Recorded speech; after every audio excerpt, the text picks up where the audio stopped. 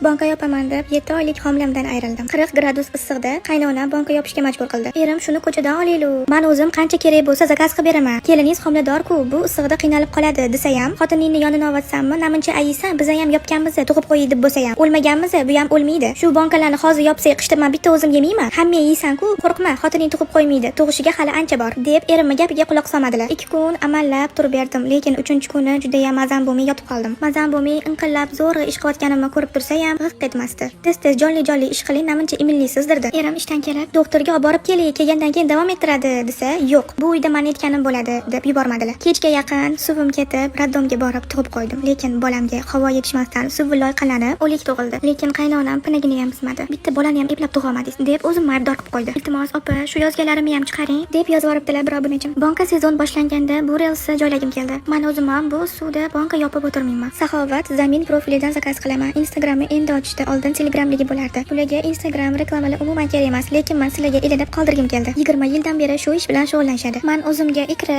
olchali va o'rili 2 xil murabbolaridan 3 xil kompot, qizartiradigan, tuzlangan bodringlar zakaz qildim. Endi bularni maza qilib qishda yeymiz. Ikralariga gap bo'lishi mumkin emas. O'sha hozirdan ochib yeyamiz. Juda ham mazali, narxlari ham hamyonbop. Kompotlarini har xilidan bor. O'rili, olcha olmali, даже miyata solingan qulupniligi ham bor. Zakaz uchun nomerlarini videoga qoldirganman. Shu nomerlar orqali zakaz qilsangiz bo'ladi. Yoki Instagram profillariga obuna bo'lib yozib qo'ying. Sizlar ham issiqda o'zinglarni qiynab banka yopib o'tirmanglar.